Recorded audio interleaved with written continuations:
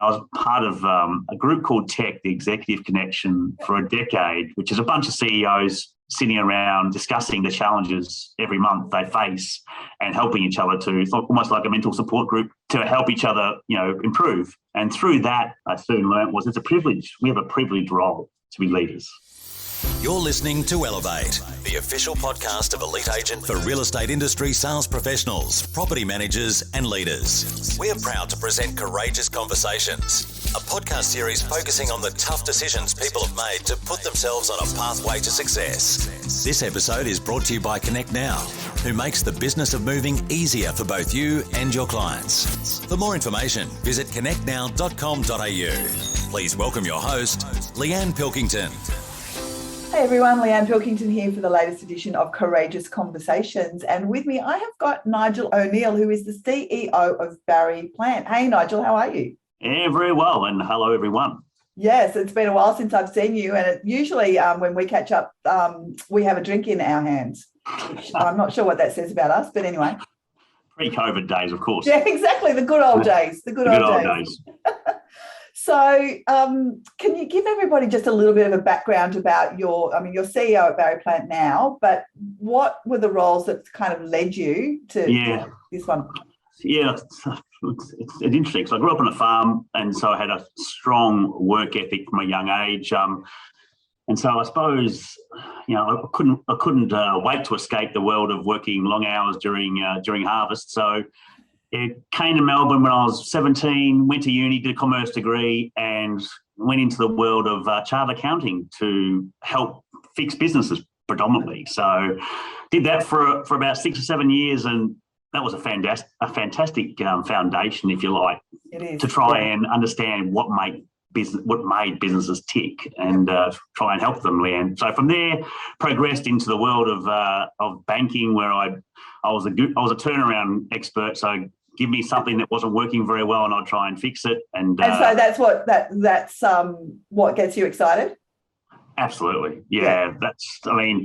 I didn't fit the mold of being a chartered accountant by a long way. In fact, the direct opposite. And then moving into the world of fixing stuff, I loved improving businesses. I loved improving people, and that sort of drove me towards, a few. Well, I had some success in those sort of roles and large teams, and then had the opportunity to do the same sort of to try my hand in real estate, as leading at the time was Hocking Stewart, and it was a big eye opener. And I remember the first 9 months, I think there was bets going on how long I would last in the role to be great. So I was like, how long? You went into that role. Were you CEO at? So Greg and Andrew sold the business in 2007 to a bunch of the largest franchisees, which you'll be familiar with in terms of what happened the last 18 months with yourself. And so a lot of shareholders to deal with, who all had different views on where to take the business, and they sort of got me involved to drive it from a network perspective and see how we went. And you had no real estate experience prior to that? Zero real estate experience. So talk to me about what that was like. Yeah, look, I had a lot of experience in stakeholder management. So I'd managed, I've been in roles with, one of the roles I'd had was working in the world of member-based services for the National Auto Club. So I had the CEOs of all the National Auto Clubs, RACV, NRMA, on my board, and then I dealt with the general managers for tourism for all the different statewide auto clubs. So day to day with the GMs for tourism in all different states, and then on my board, all the CEOs. You can imagine trying to align the interests of 7 different states and territories from top to bottom. It was I'm on the board of the Real Estate Institute of Australia, so I know exactly what that's like. You have a fair idea, Leanne. So for me, that was I had some challenging roles with stakeholder management and across a broad range of industries. So real estate was just another industry, right? Yeah. Right. And then, it was the passion, the emotion, the personalities in real estate really caught me a little bit by surprise, to be frank. Yeah, it's I've never really thought about why it's an issue, but I've had the conversations with many people about how challenging it is to come in at a leadership level in real estate without having that real estate experience. I've got plenty of friends that have come in, like a girlfriend of mine is now the CEO of the biggest publisher in the country. She's got no publishing experience. And she's like, oh, I've got people around me with that publishing experience. You would have had people around you with the real estate experience as well, but it still was a challenge, right? Yeah, but it's so much of a challenge in the first 9 months I got shingles. So I was like, hang on, what's going on? Yeah, I got shingles. So I was, I hadn't experienced this type of emotion before. And so it took me a good, 9, 12 months to get my head around, these personal outbursts of emotion were just part of what their world was at the time. And then I get my head around that. And then, what is it how can I add value to this industry? What is it I bring to the table as a point of difference? And, much like individuals, agents, businesses, I had to do the same thing at the time. I was just, turning 40. And so I spent, a good part of 20 years in a variety of industries, and then bringing that expertise into what was at the time a cottage industry, and probably to a degree still is a cottage industry. So bringing the best of the different aspects of the world into real estate. What can I do differently? So that's when I had a turning point. And to me, it's business is business, but in real estate, it's business personal. It's interconnected. Yeah, I've never really thought about it that way, but you're right. And that whole change piece, right? There's a lot. It's interesting. It's kind of, we've got two lots of different sort of types of business owners in real estate now. The ones that have always done it this way, and I'm making enough money, Leanne, I don't need to change it, it's all right. But then we've got the others who are more entrepreneurial, and they're the ones who are growing more interesting businesses, right? They're adding more value than just listing and selling and leasing property. So how do you go about trying to bring that change and getting people on board for change? To me, that's the most challenging component. Yeah. But first of all, you've got to have credibility. So how do you establish credibility with a bunch of 50 officers, 30 officers, 100 directors that see you as being someone who's never been involved in real estate? And yeah, it's funny actually. They all think that selling real estate is a really important part of your credibility. And I mean, whilst I did sell real estate, it was like 30 odd years ago, right? But it really has nothing to do with what the value you can bring to all of these business owners. And to me, it's simple. And actually, the connection came when I just started to measure. Because the way I run a business is quite simple. I find what's important, measure it, and then try and find ways to make sure the dials, the measurements can be dialed up. So, and in real estate, if you think about that, that's quite, from a business owner's perspective, then it's okay. I've got a sales business and a rental business and a team, and really, how do I measure the performance of my sales business? Yeah. And I look at measurements in terms of what's already happened, as in the rear vision mirror. You've done X amount of sales, and it's great. What's your pipeline like? But what are the lead indicators of success going forward? The same as a rental business, and the same with your team. So let me just stop you there for 1 second. Firstly, how did you decide what success looked like? Was that your version of success? Did you talk to your franchise owners? How did you do that?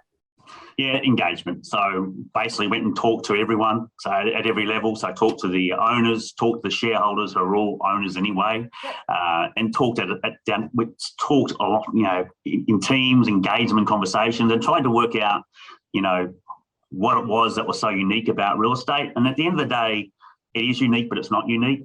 Yeah.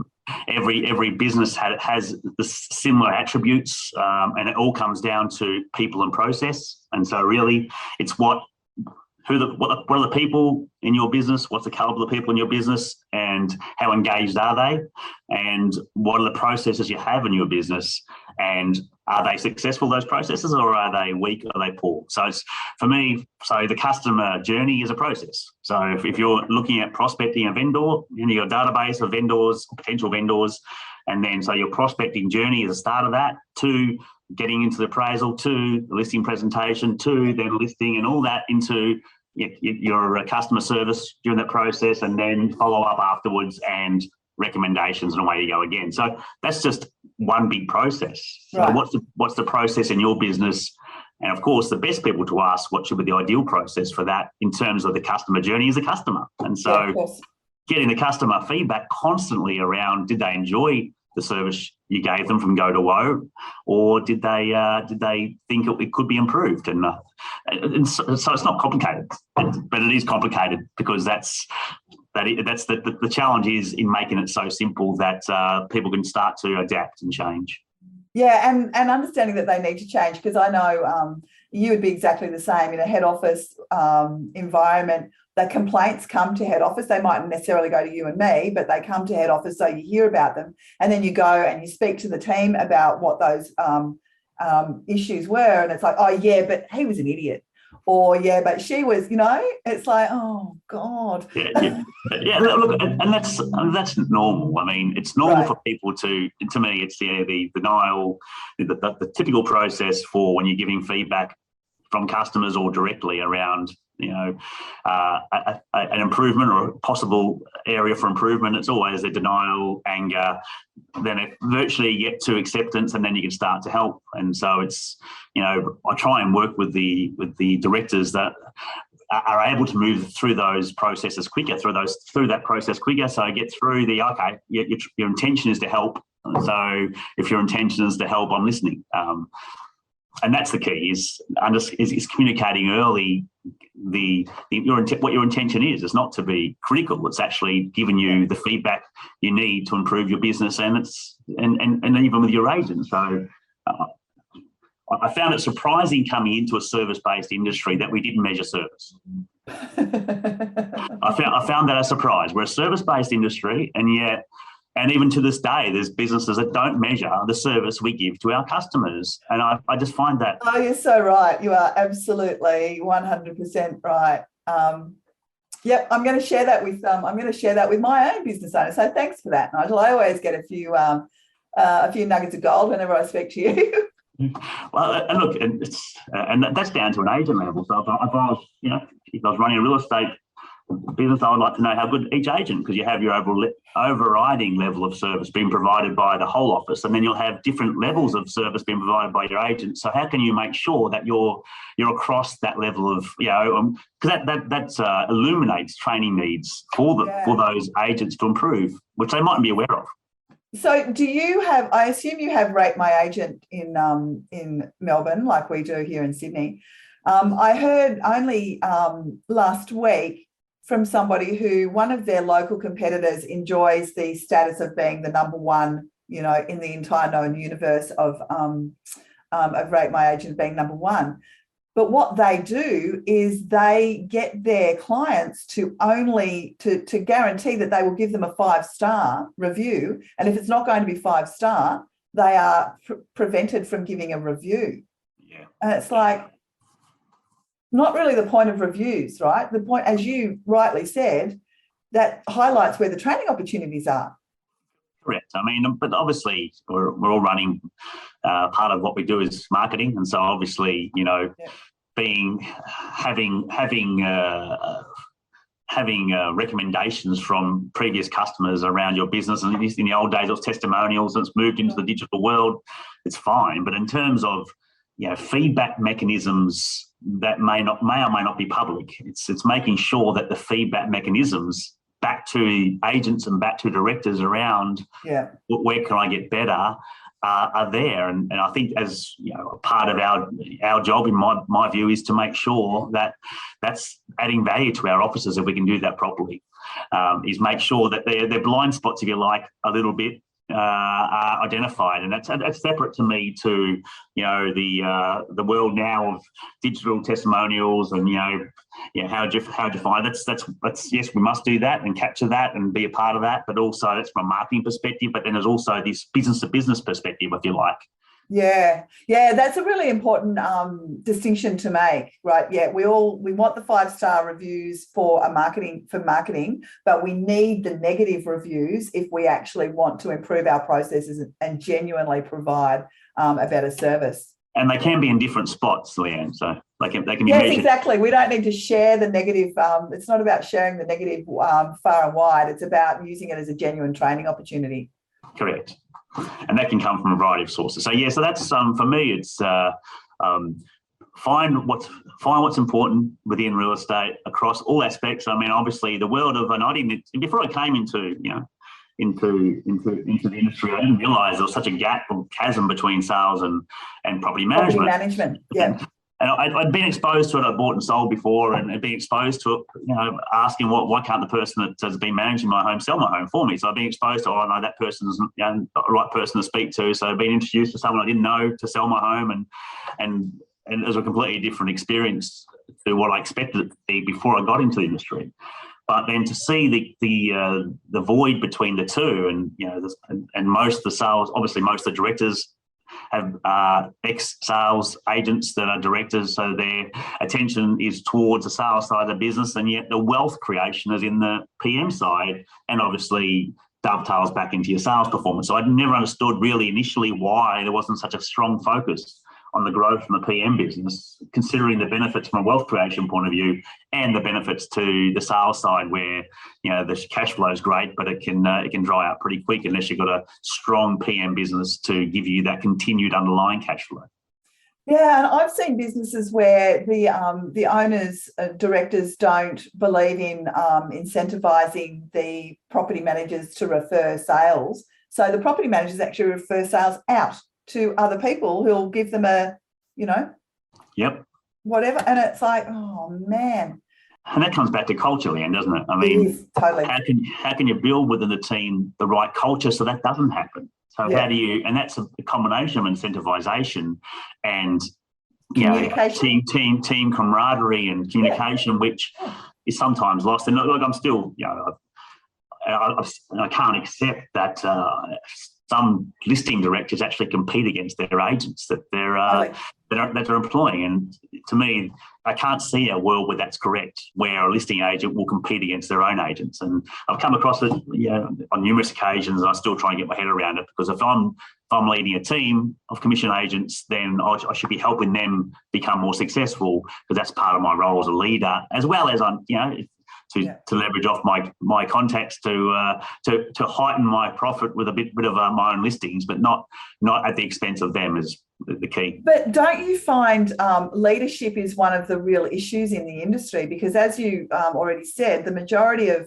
business owners were the best salesperson, and they then decide that they want to actually own a business, and then they have to attract other people. So they have to keep on selling, right? So that the brand's out there, the name's out there, and they attract people to them. But some of them either don't want to step away from the ego and the dollars, or don't really have confidence in their own ability to lead and help grow other people. How do you kind of deal with that?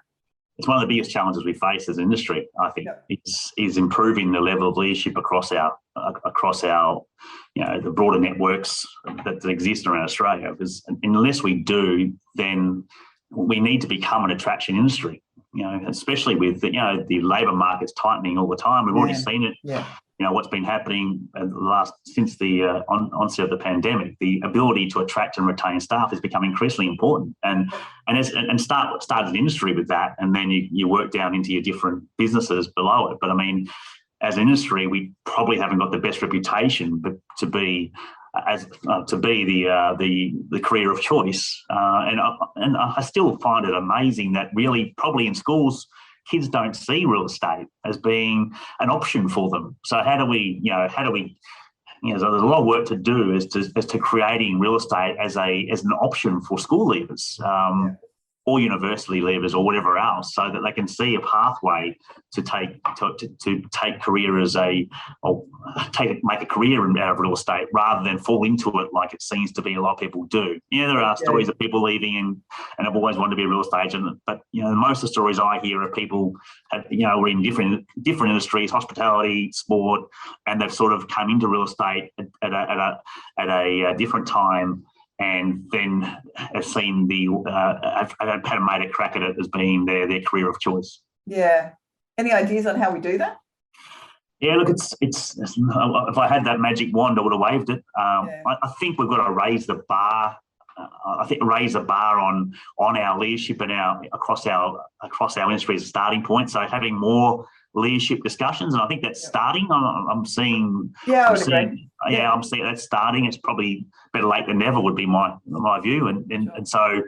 And it falls on us as leaders across the industry to do that, is spend time, money, efforts in making sure that within our networks that we are providing that ability for our leaders to either, there's always three sets of, I've got three things, there's 3 and 5 in my world, so I'm a very process-driven person. So, there's the ones that will adapt quickly and learn and grow and understand the importance of what we're talking about. And there'll be the middle tier, which will be sit on the fence, and they might swing either way depending on how the first group go. Yeah. And then you have your third group, but probably they have no interest in changing. They'll probably retire before they. I get that. It's probably too late. You're past that point of and they're probably looking more at, exiting the industry rather than staying in it. So for me, it's understanding that. So you don't have to force everyone down the same path. It's understanding where they are on their journey and making sure that, you can help them, whether they're A, B or C in their journey. What help do you need? And C is more around succession planning and exit, right, and helping their future leaders get on the right page versus A and B. Yeah, we've certainly put leadership programs in place for every, business owners right through to team leaders and heads of and all of that sort of stuff. So that's been something we've worked at really hard in the last 12 months, but there's no easy answer to it. And we can do that individually with our networks. But I think from an industry point of view, what do we need to do from an industry point of view to actually get real estate on the radar for schools? And that's I'd love to make that statement and put it out there, and then let's have a discussion around workshop what things we could do. To start to put it on the radar, because I think that's going to be the greatest challenge for us going forward is, how are we going to, yes, it's, great that we're all, we're looking, we're lifting the bar, and think about lifting the bar in Victoria, the bar to become an agent's rep is lifted, and, the challenges around being a property manager in terms of legislation is lifted, and you've got all these barriers to entry increasing, and yet the pool of resources shrinking. So, there's a real challenge there for us that impacts all of us. And you're right, we do. We all do our own thing, right? Across the networks, and we probably need to be better at collaborating and working out a solution that works for the industry as a whole. You know what? I will make a note of that, and I will take that up. You can. Being the president of the New South Wales. Not anymore, but I'm a deputy. Yeah. I know the right people to talk to. I don't know that I've got the answers, but I know the right people to talk to. You talk about servant leadership. Can you just explain to everybody what that means and what that actually looks like in your business? I'll just go back a step there, I suppose. I used to be a terrible leader, and I'm not saying I'm a great leader now. I aspire to be a great leader, but I was a terrible leader. I used to make people, because the people I thought in the early days, I went into a business that had, just give you a feel, it had 16, my first gig was 16 staff members, and within the great recession we had to have in the late 80s meant we went from 16 to 130 staff in the space of about 12 months. And because I was in that first 16, I actually was a manager at a very young age and leading teams of people across different businesses at a very young age. So, and the people that I reported to, the partners that I was accountable to, and I was working 6 till 10 for 9 months. 9 month period I worked from 6 or 7 in the morning till I had a standard 7 o'clock meeting every morning for 9 months with my partner, and then we finished about 10 o'clock at night, and that was my standard day for 9 months. Because that's the world we live in, right? Yeah. At that point, and to get across, everything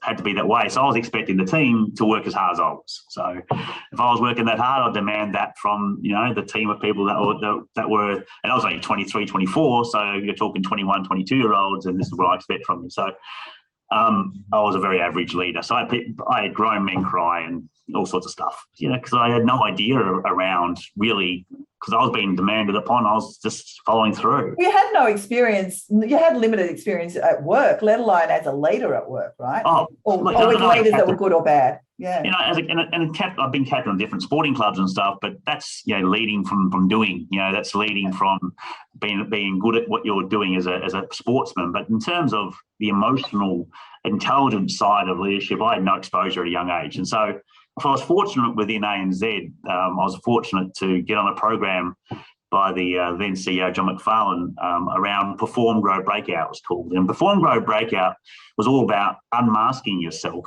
in being a leader. So, because, you know, part of the role I'd had was unfortunately closing businesses down and making sacking a lot of people, to be frank, just talking bluntly, in some roles. And some you can turn them around, but some you couldn't. You just shut them down. And one Christmas Eve, I just shut down a business of about 30 people. And, you know, so to be emotionally attached to that was something you couldn't afford to do, because unfortunately you'd take it home and you'd be it wouldn't be very healthy from a work balance point of view. So I'd learned to compartmentalize work from home, if you like. But in doing so, I became a bit inhuman, if you like. So I had to unmask myself and become genuine as to what sort of person I was as a leader, but also still bring all the other attributes of, you know, accountability and everything else, but bringing myself to work. And so servant leadership, that's the background of it. And I was part of a group called TEC, the Executive Connection, for a decade, which is a bunch of CEOs sitting around discussing the challenges every month they face and helping each other it's almost like a mental support group to help each other, you know, improve. And through that, I soon learned it's a privilege. We have a privileged role to be leaders. So it's an absolute. It's not something around power or anything else. It's about being privileged. So it's, to me, being a servant to the team. I'm here to develop the business. I'm here to help them develop as people. And so, you know, if something, simple mantra, but if something goes wrong, it's on me. If something goes well, it's them. You know, and having those simple philosophies around, you know, taking ownership of stuff that goes wrong and making sure you own that and that's you. That's part of being servant leadership, is serving the team and it's not always easy to do. It's not always easy, but, you know, I have what I call the window mirror.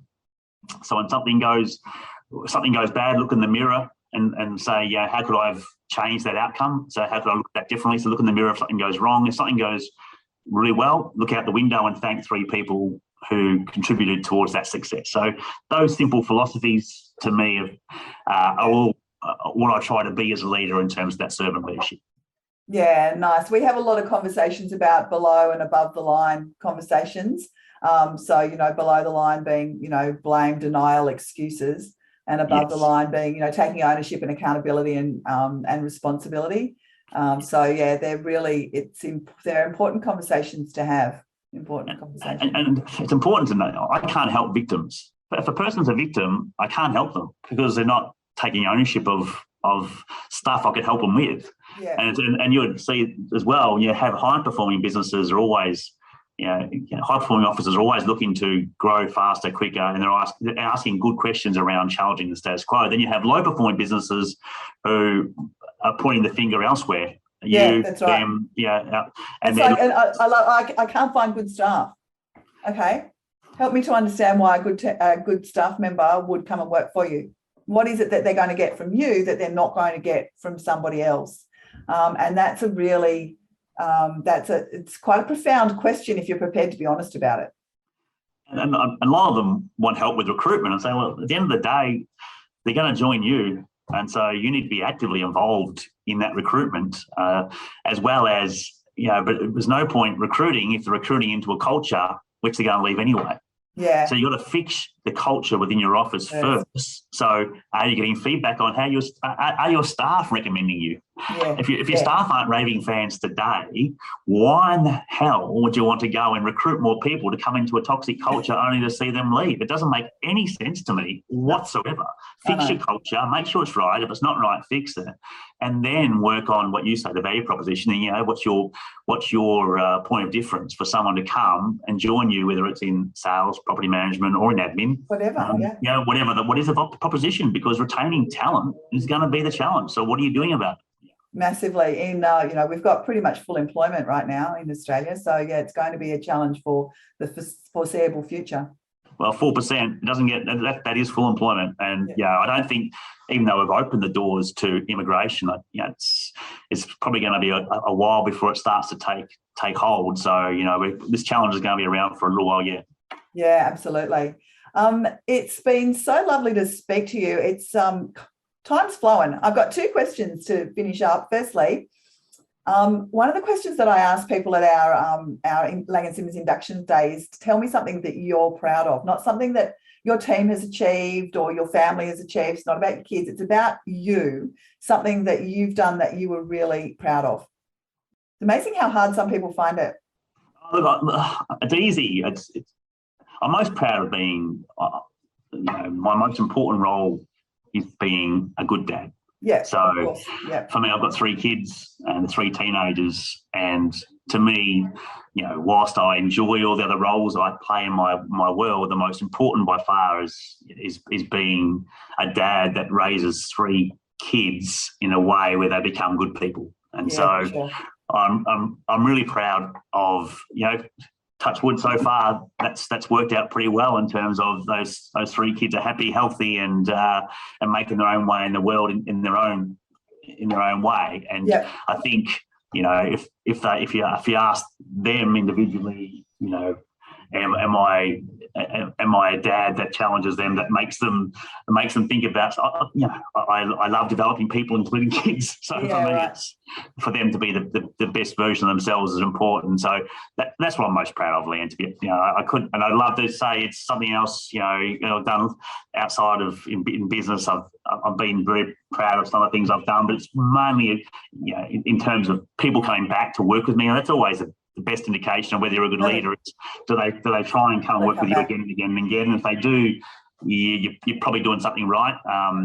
And if you don't, you're probably doing something wrong. And so for me, there's a few journeys I'd like to think of people who I started with 20, 30 years ago, come across and they've transcended industries and followed me. And that's awesome. That's a great indication. If people are willing to come back to you, particularly if it's outside of different industries. So beautiful. And what would surprise us about you? Oh, I was surprised. I played footy until last year. Would probably surprise. Oh, really? Yeah. So I at the age of my mid-40s, I decided to run again after not running for about a decade. So I challenged myself to do a marathon at 46. Did the marathon, and then I wanted to use that fitness into something I really loved, because whilst I did the run, I didn't really enjoy it. It was more just tick off that box of a challenge that I wanted to do mentally. But then I played footy, so I went back and played footy at the age of 46. So footy for you is AFL, I assume, being Victorian? Yes. Aussie rules. Yep. Aussie rules. So I played Aussie rules over 35s at the age of 46, and then I played over 45s until last year when the kids' sport was getting too active on the weekend, so I've had to. That's why you had to give up. The kids' sport was getting too active. Yeah, good on you, Nigel. Yep. So that surprised a few people that I still play AFL until last year. Yeah, that's amazing. Well done, you. No, I wouldn't say well done. Probably stupid me, to be honest. Well, you survived it. That's the main thing. I survived it and loved every minute of it, to be frank. All right. Well, it's been so lovely to catch up, and hopefully I'll see you in person very soon. Thanks, Leanne. Cheers, everyone. We hope you enjoyed this episode of Courageous Conversations, with thanks to connectnow.com.au. Don't forget to get access to all of Elite Agency's premium resources, including a detailed episode guide for this podcast. Visit joineliteagent.com.